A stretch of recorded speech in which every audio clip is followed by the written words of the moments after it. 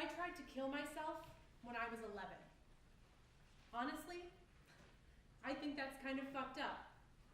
A kid would want to die by 11. They see no way out, no way of getting better. I hate to say this about my younger self, but it really didn't get any better. Sure, I escaped the abuse suffered for years at the hands of my father, only to receive more physical and emotional abuse at the hands of my stepfather. Years of my father drinking and yelling, trying to physically intimidate me, but backing off when I refused to back down.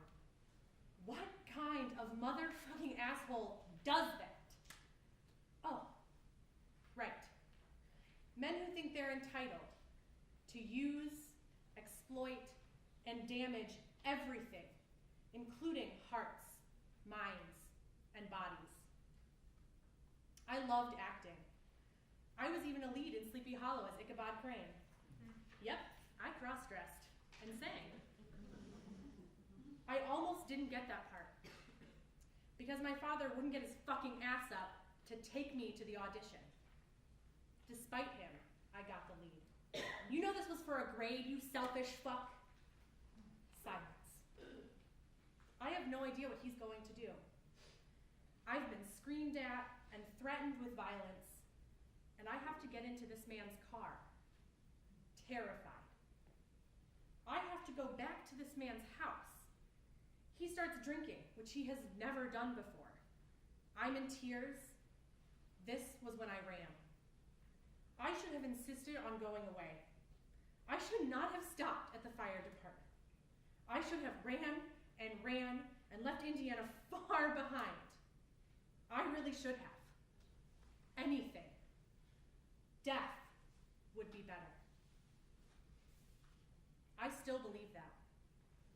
No amount of, oh, the people you'll leave behind will be sad. Oh, think of them. I don't give a fuck. It's never about what I'm feeling, is it? Always others. Well, I hope you feel guilty. I hope it eats away at you and you never forget what you did to me. Mother, father, stepfather, all of you. Listen here, mother. Saying you love me is the biggest bullshit I have ever heard in my life. Love means you protect someone, especially your child. Not let their abuser get off. Not let my stepfather get away with putting me in a chokehold and punching me in the face. But you let him. So you are just as bad.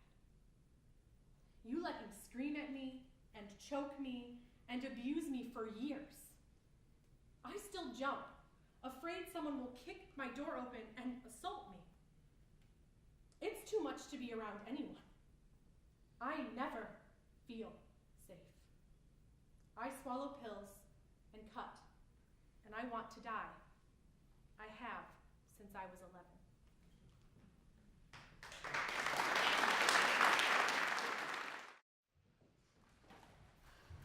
Whoa, honey, you are hot. You're hot too. Really hot. Oh my God, I am so hot. We are so hot. Why is it no one ever tells you about menopause and perimenopause and how the heck you're supposed to know when it's starting, peaking, and if it will ever end? Why don't we learn this? I started asking my friends, women of a certain age, about menopause. It was most enlightening. For an experience no one talks about, women have plenty to say about menopause if someone only asks. Oh, I know. Ask menopausal women about hot flashes, and you'll get an earful like, hot flash my ass. They last forever. At least I'm saving on my heating bills. You know, some women verb that noun as if, God damn it, I'm flashing. And besides calling them hot flashes, there are flash forwards and furnace flashes. Volcanic flashes, insatiable infernos, or how about internal combustion? More like infernal combustion, like, why the hell am I awake?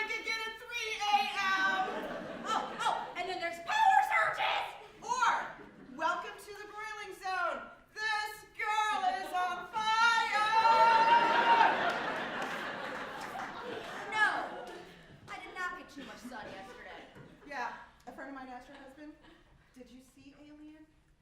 Back away. I've also heard it called, leave me alone! Nice. How about personal summer? As in, I'm having my own little personal summer. Oh, good one. How about, is it hot in here or is it me? And then there's, I'm having a random tropical vacation. Or how about solar flare, nuclear meltdown, or even hell? I've also heard it called Pussy Riot.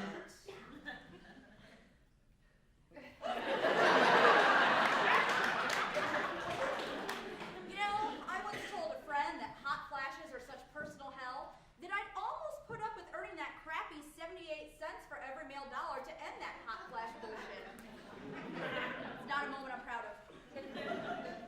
Oh, honey, my mom was from the South, bless her soul, and she used to say she was having the vapors.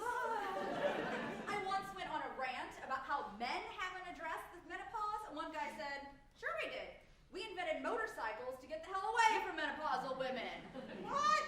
Boo! Well, they're missing out on the strip shows. Yeah, we're still hot, just in a brand new way. Oh, girl, I've heard that menopause is new puberty. That does not make me feel any better. You know how it makes me feel? Hot.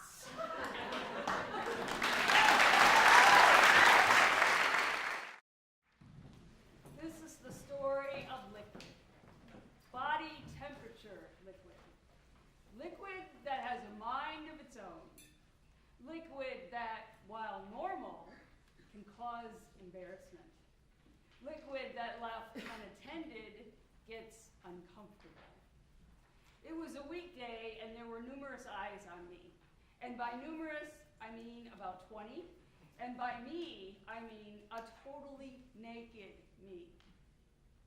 Talk about exposed. And then it happened. I felt it coming on, but I couldn't move. I was holding a pose. It was of utmost importance that I not move. You see, I was modeling for an art class. It was a bead of sweat. I felt it coming on, but couldn't move. It had decided, sometimes these liquids have a mind of their own, that that moment was the most suitable moment to make an appearance. But not only make an appearance, roll down my armpit, down the most sensitive side of my arm. The ticklish portion beneath my arm on my side, and I cannot move. I have to allow it to do its thing. Even though I wanted to wipe it away, I wanted to shudder. In my mind, my first thought was, can people see? But I couldn't react. They were drawing my face. The slightest movement and their drawings would be ruined. Oh, the humanity.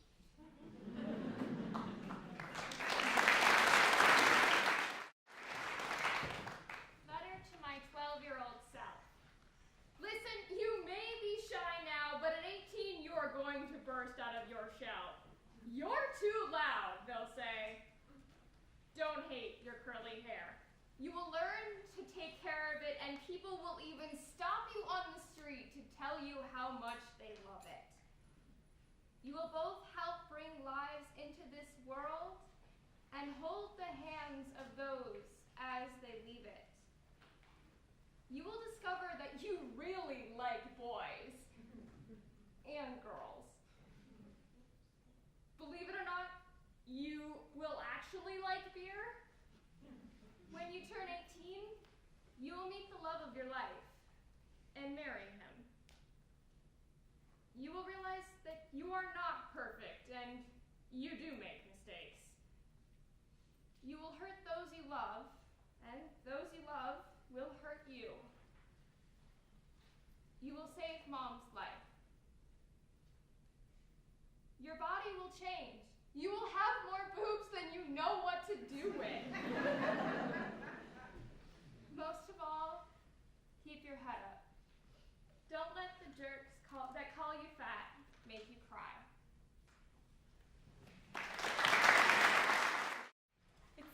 funny how condoms are given away for free, but pads? Something a woman will need for years, and we have to pay for them? Sometimes I want to throw my period blood all over Congress and scream, "Make it free, you rich white male fuckers!" It's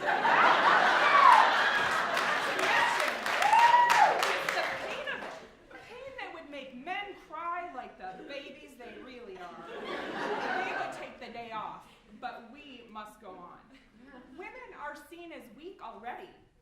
Women are supposedly scared of blood, but I guarantee a woman will see more blood in her lifetime than a man ever will. And then there's the stigma against saying, "I have blood coming out of my vagina. I menstruate." It has to be hidden and shamed. Even today, women and girls have to go bleed in huts. They're seen as unclean, filthy women. We bleed. We deserve free pads and tampons and menstrual cups. It's not a dirty thing. It's a natural process. It's something we deal with. Something that gives us pain like no other. It makes us vomit. It ruins our underwear and our bed sheets. So come on and give me my free pads or I'll just bleed all over you assholes.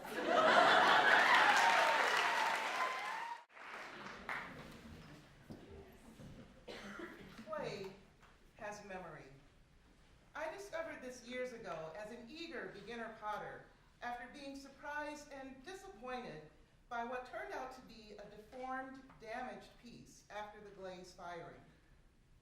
I had painstakingly formed the large serving plate on the potter's wheel, drying it slowly and carefully over days, and had successfully retrieved it from the kiln before glazing it for the final firing. Throughout this process, my plate retained its symmetrical shape and its seeming perfection, but the intense heat of the last step of the process revealed its inner imperfection, the result of overshaping at the potter's wheel. Clay has memory because even as my piece may have looked perfectly shaped, the clay's molecules reverted to a previous shape during the firing, turning my piece asymmetrical. It was no longer the perfect achievement I had proudly crafted. One late summer afternoon, I was driving home after shopping. I stopped at a stop sign and was about to turn when a car plowed directly onto me. My right hand, which was resting on the stick shift, immediately hurt. The sudden impact had transferred the force of the crash directly into the middle of my right hand. The following day, the pain was more intense, and my hand was swollen and red. I could barely open and close my fingers, and the slightest effort brought about more pain. My body has memory. I discovered this as the pain that I felt became very familiar to me. The physical pain turned into emotional pain, and I cried as I remembered. When my ex-husband and I would get into a physical fight, he had a particular habit of bending my fingers at the joint of my hand until I begged for mercy. Sometimes he would stop shortly after. Sometimes he would continue to bend my fingers until I collapsed to my knees in pain, crying while begging him to stop. The pain was so intense that at times I thought my fingers had been broken. But days and weeks would go by, and very slowly the pain would subside until we fought again. Although he hurt other areas of my body by kicking and punching them, my right hand was the most common focus of his violence. My marriage was no longer the perfect achievement I had proudly crafted. My body has memory because even though it has healed during these last several months since the separation, my body's molecules conserve a physical memory that my conscious memory would rather forget. Although I present myself to the world as a confident, well-educated, independent woman, the seemingly perfect exterior carries an undetectable inner imperfection. Unlike my large serving plate, however, My body's memory has made me stronger because it has forced me to recognize a familiar pain. And it has taught me to stop accepting it as normal.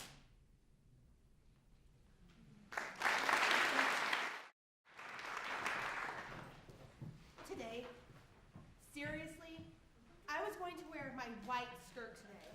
You know what? Fuck you. Where are my jeans and ugly undies? Alrighty now, that's enough, body. Seriously, I'm so done. Out of business, my uterus is closed. Closed forever. Come on, Menopause, bring it. End this shit. Seriously, I am never buying another box of tampons. That should do it. Fingers crossed. Okay, now, come on, period. Please come. Please come. Where are you? I can't be pregnant now. Please. No. Oh, thank God. Thank you. I believe. Not really, but maybe. Thank you, God. Thank you, Buddha and little baby Jesus. Thank you, Wonder Woman and Athena and Almighty Isis. And thank you, Xena Warrior Princess. I love you, period. Oh yeah, blood, yes. No. Don't come, period. My husband and I have been trying for so long. Please let me be pregnant this time. Please. Yes? Pregnant, yes! Oh my God. Oh my God. I'm dying. I'm going to die. Seriously, someone please kill me. This is agony. Roll me out to the menstrual hut. Put me on a goddamn bale of hay. I can't go to work today. I can't do anything today. I'm just bleeding now. Full time. Apparently this is what I do. Bleed. Now leave me alone. Okay, now, that's enough. It's day 6. Seriously, stop this, goddammit. Enough. Okay, you know what? I'm just not going to put in another tampon. That'll do it, right? It'll get cool to stop. I'm so done with this cycle. Done. Oh, shit. Does anybody have a tampon? Oh my God. Month 3 and no period. I think I'm done. Yes. Yes? Oh shit. Does anyone have a tampon?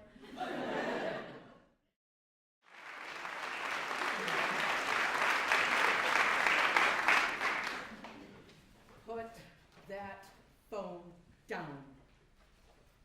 A stern, controlled, commanding voice. A statement, not a request. I looked up and was looking down the barrel of a handgun. It was 1966. I was 7 years old. I put the phone down and I walked away. I don't remember much after that. I know I just got out of the way. Eventually, we were all huddled together on the floor in the corner of the bedroom, crying, consoling each other. I do know I never called the police again. They never helped anyway. When I was 5 years old and I realized my father, who adored me, was beating my 2 older brothers and my mother. Before that, I thought he was a great father. I guess it was the day, and I watched him walk down the hallway to where my mother was sleeping, carrying a small pot of boiling water. I couldn't understand what he was doing, so I followed quietly behind him. He reached the bed and very slowly and calmly poured the water onto her bare shoulder and neck. She screamed. I screamed. He yelled at her, asking, "Why the hell are you sleeping when I'm waiting for a cup of coffee?" She jumped right up, took the pot from the floor where he dropped it, and ran to the kitchen to make his coffee. I hid my room under the bed and cried. It was the first time I hated my father. I never loved or trusted him again. And every time after that day, I called the police if he hit anyone. Until the day he pointed his gun at me and said, "Put that phone down."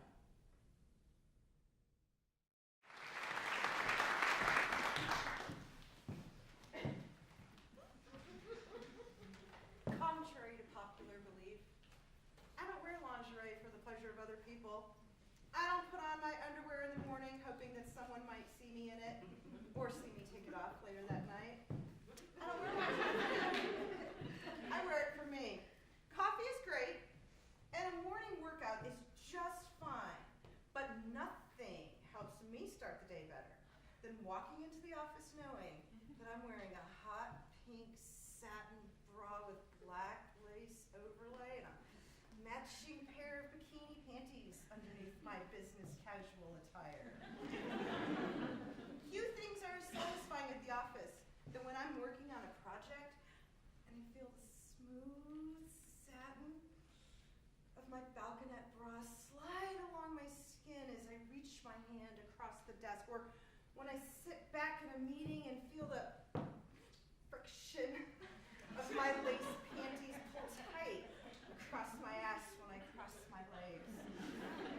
I walk tall through the building and firmly shake the hand of every man and woman I come into contact with throughout the day because my lingerie gives me so much confidence. I feel like Beyonce. And why shouldn't it? Why should lingerie be something worn for a partner, for a man? When I'm feeling sexy in my lingerie, I can take on the world no matter what happens. When I've spilled coffee on my pants, my lingerie still looks hotter. When a committee meeting doesn't quite go my way, I shake it off because my sexy boy shorts are still hugging my hips. When I realize, as I'm driving home at night and my blouse is on inside out, I just laugh.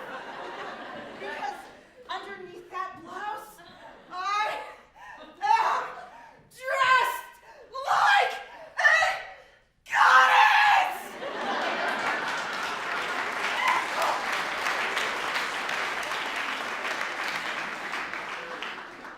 And I'm the only one who knows it. There are all sorts of things that can make a woman feel confident, and that's why I wear lingerie. The hot sex I have in it, it's a bonus.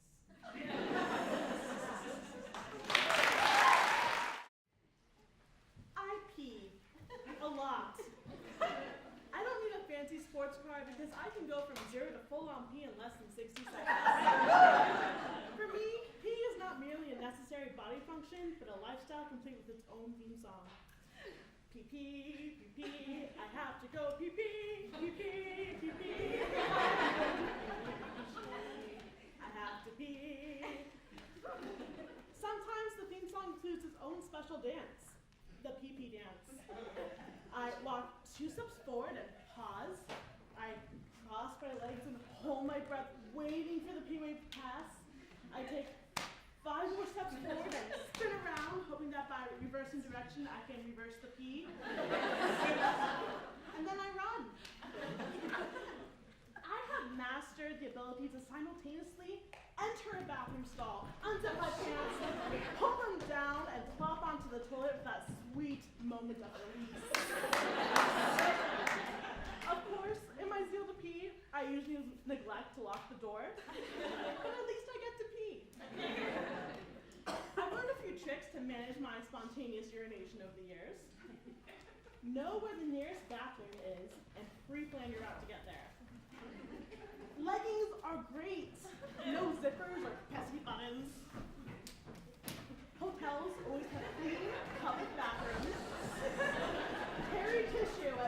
times run in nature because even though there might be leaves everywhere, they hurt.